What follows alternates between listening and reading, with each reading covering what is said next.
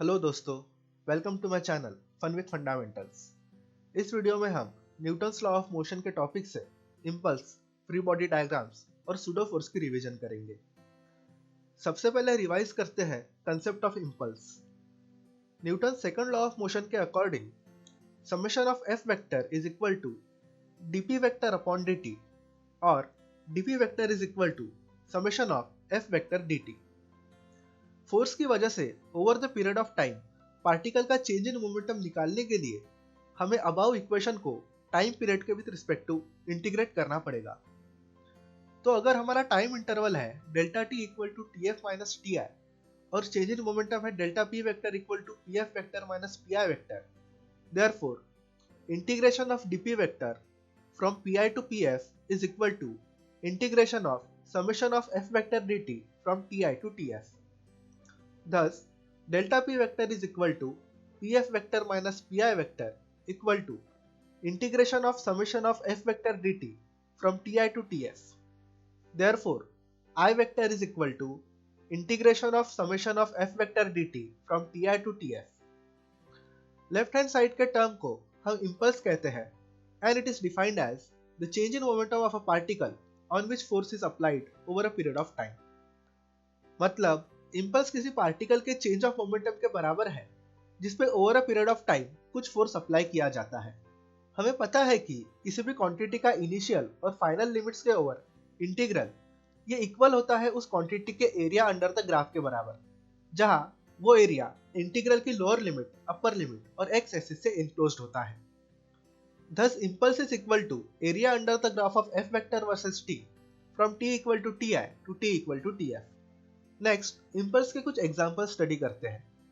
पहला एग्जाम्पल है liquid jet striking a wall normally. यहाँ एक लिक्विड जेट जिसका क्रॉस सेक्शनल एरिया है a एक वर्टिकल वॉल को v वेलोसिटी से नॉर्मली यानी 90 डिग्रीज के एंगल पे स्ट्राइक करता है। लिक्विड स्ट्राइक होने के बाद वो वॉल के पैरेलल मूव कर रहा है with the same velocity v। हमें निकालना है the rate of force applied by the liquid on the wall. Consider कीजिए एक स्मॉल अमाउंट ऑफ लिक्विड जिसका मास है डेल्टा एम, जो वॉल को नॉर्मली स्ट्राइक करके उसके पैरेलल मूव करता है। इस लिक्विड का चेंज इन मोमेंटम होगा delta P equal to delta M into VJ minus V I. Since change in momentum का वर्टिकल कंपोनेंट वॉल पे कोई फोर्स अप्लाई नहीं करेगा, इसीलिए हम सिर्फ चेंज इन मोमेंटम के हॉरिजॉन्टल कंपोनेंट को कंसिडर करेंगे। ये मोमेंटम ऑफ लिक्विड के लॉस को वॉल गेन करेगी। Therefore delta px of wall is equal to delta mv I cap. Therefore, force on the wall will be F vector equal to delta p of wall upon delta t equal to delta mv I cap upon delta t equal to delta m upon delta t into v I cap. Since delta m is equal to rho into delta v, जहाँ rho density of liquid है और delta v is equal to a into delta x, जहाँ delta x से length of liquid taken है और a liquid के jet का cross sectional area है, then f vector is equal to rho a delta x upon delta t into v I cap, which is equal to rho a v square I cap, since delta x upon delta t is equal to v। Next example of impulse है liquid jet striking the wall at some angle. एक liquid jet जिसका cross sectional area a है किसी vertical wall को strike कर रहा है with velocity v at an angle theta. Strike करने के बाद जेट सेम एंगल से रिबाउंड करता है। हमें निकालना है force exerted by the liquid on the wall. पिछले प्रॉब्लम के सिमिलर हमें चेंज इन मोमेंटम का सिर्फ हॉरिजॉन्टल कंपोनेंट ही कंसीडर करना है। So for liquid vi is equal to v cos theta I cap minus v sin theta j cap and vf is equal to minus v cos theta I cap minus v sin theta j cap. Delta p of liquid is equal to delta m into vf minus vi, which is equal to minus two delta M V cos theta I cap. हम देख सकते हैं कि delta P Y is equal to 0 since V Y does not change. So delta P X of liquid is equal to minus two M V cos theta I cap. ये momentum of liquid का loss wall gain करेगी। Thus delta P X of wall is equal to delta M V cos theta I cap. Therefore f vector is equal to delta p upon delta t, which is equal to 2 delta mv cos theta I cap upon delta t, which is equal to delta m upon delta t into 2v cos theta I cap, which is equal to delta V upon delta T into 2 rho V cos theta I cap, which is equal to 2 rho AV square cos theta I cap. Thus, F vector is equal to 2 rho AV square cos theta I cap. Next हम free body diagrams को study करेंगे। Free body diagrams में हम हमारे object under observation को उसकी surrounding से isolate करते हैं और सराउंडिंग के साथ उसकी जो भी इंटरैक्शन हो रही है उसे फोर्स वेक्टर्स के फॉर्म में शो करते हैं। ऑब्जेक्ट पे लगने वाले कॉमन फोर्सेस है 1. वेट, ये बॉडी पे लगने वाली ग्रेविटेशनल फोर्स है। यह फोर्स हमेशा सेंटर ऑफ अर्थ की तरफ डायरेक्टेड होती है और m मास के बॉडी के लिए इसका मैग्नीट्यूड mg के बराबर होता है, जहां g है acceleration due to gravity equal to 9.8 metre पर सेकंड स्क्वायर है। सेकंड फोर्स है नॉर्मल फोर्स। जब भी दो बॉडीज के सरफेस एक दूसरे के कांटेक्ट में होते हैं तब वो एक दूसरे को कांटेक्ट फोर्स नाम की फोर्स से पुश करते हैं। नॉर्मल फोर्स ये एक कांटेक्ट फोर्स है जिसे जनरली कैपिटल N से डिनोट किया जाता है। यह फोर्स हमेशा दो सरफेसेस के कॉमन लाइन के परपेंडिकुलर एक्ट होता है।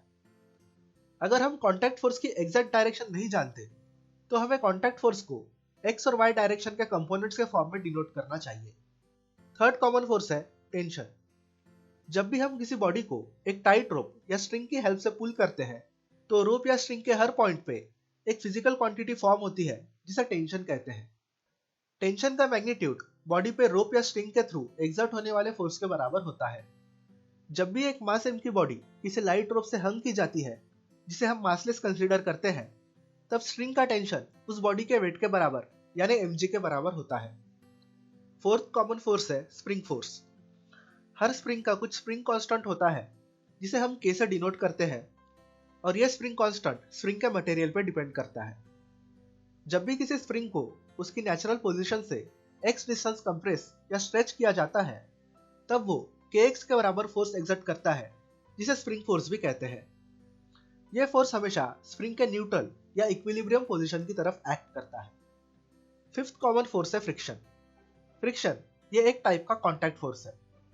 नेचर में सारे सरफेस पूरी तरह से स्मूथ नहीं होते। जब भी कोई बॉडी दूसरे बॉडी के ऊपर स्लाइड होती है तब उस बॉडी के मोशन के डायरेक्शन के अपोजिट एक फोर्स एक्ट होता है जिसे हम फ्रिक्शनल फोर्स कहते हैं। फ्रिक्शनल फोर्स का मैग्नीट्यूड म्यू इंटू एन के बराबर होता है, जहां म्यू कोएफिशिएंट ऑफ फ्रिक्शन है और एन उस बॉडी पे लगने वाली नॉर्मल फोर्स है। जब पार्टिकल पे लगने वाली नेट फोर्स 0 के बराबर होती है तब वो पार्टिकल इक्विलिब्रियम की स्टेट में है ऐसा कहा जाता है। पर एक इंपॉर्टेंट पॉइंट ये भी है कि अगर किसी बॉडी को स्टेट ऑफ इक्विलिब्रियम में रहना है तो नेट फोर्स के साथ साथ उस बॉडी पे लगने वाला नेट टॉर्क भी 0 होना चाहिए। कॉन्करेंट फोर्सेस ऐसे फोर्सेस हैं जो सेम पार्टिकल पे एक्ट होते हैं। अगर किसी पार्टिकल पे एक्ट होने वाले 3 कॉन्करेंट फोर्सेस पार्टिकल को इक्विलिब्रियम की स्टेट में रखते हैं तो इन फोर्सेस पे वेक्टर्स पे स्टडी किया हुआ लामीज थ्योरम एप्लीकेबल होता है। नेक्स्ट हम फ्री बॉडी डायग्राम्स ड्रॉ करना सीखेंगे। केस 1 में एक मास m की बॉडी किसी मासलेस स्ट्रिंग से हंग की गई है। यहाँ फ्री बॉडी डायग्राम में बॉडी के ऊपर डाउनवर्ड डायरेक्शन में ग्रेविटेशनल फोर्स mg लगेगा और अपवर्ड डायरेक्शन में टेंशन T लगेगा। अगर बॉडी रेस्ट पे है तो बॉडी पे लगने वाला नेट फोर्स 0 रहेगा। Therefore, mg is equal to T। Case 2 में कैपिटल M मास की बॉडी स्मॉल m मास के स्ट्रिंग से हंग की गई है। बॉडी के फ्री बॉडी डायग्राम में बॉडी पर डाउनवर्ड्स डायरेक्शन में कैपिटल mg का ग्रेविटेशनल फोर्स लगेगा और अपवर्ड डायरेक्शन में टेंशन T लगेगा।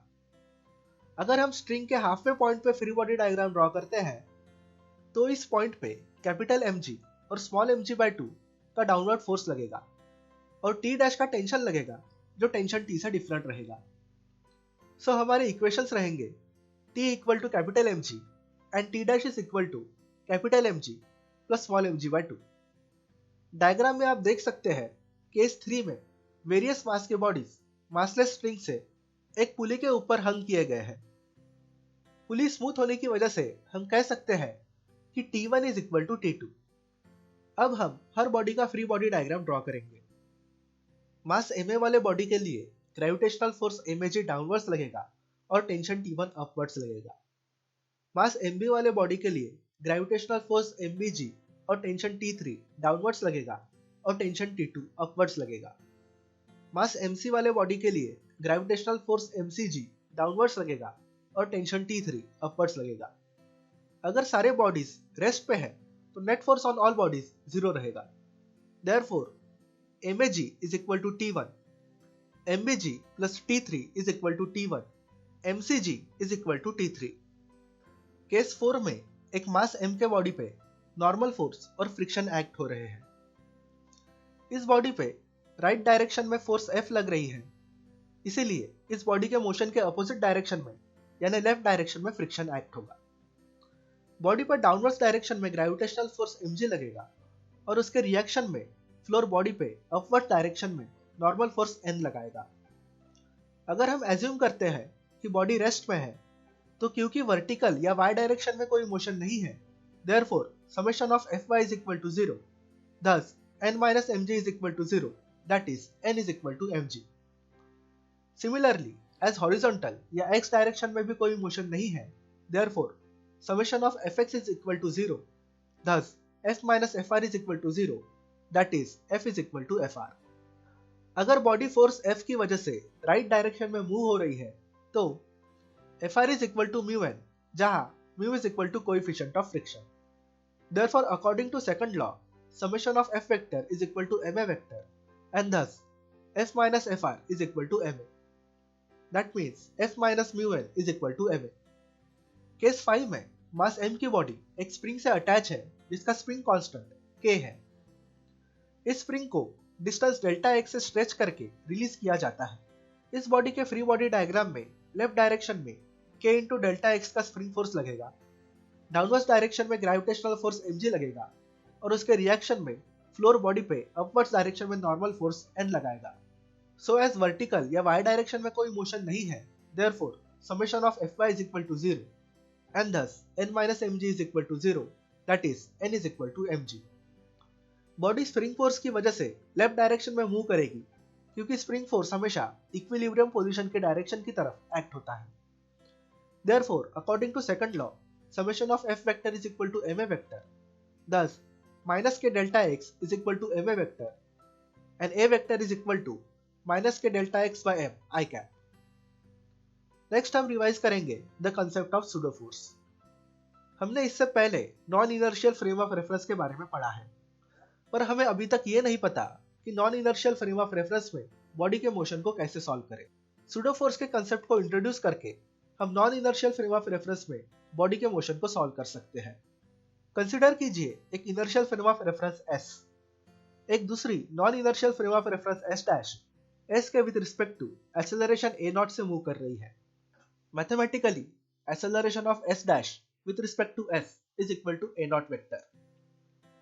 एक पार्टिकल P है जिसका मास m है और ये पार्टिकल S डैश के with respect to acceleration a से मूव कर रहा है। मान लीजिए P का acceleration with respect to S है vector a subscript p slash s। Motion की स्टडी से हमें पता है कि acceleration of p with respect to s dash is equal to acceleration of p with respect to s plus acceleration of s with respect to s dash. Thus, a vector is equal to acceleration of p with respect to s minus a0 vector. Multiplying above equation by m, we get ma vector is equal to m into acceleration of p with respect to s minus m into a0 vector.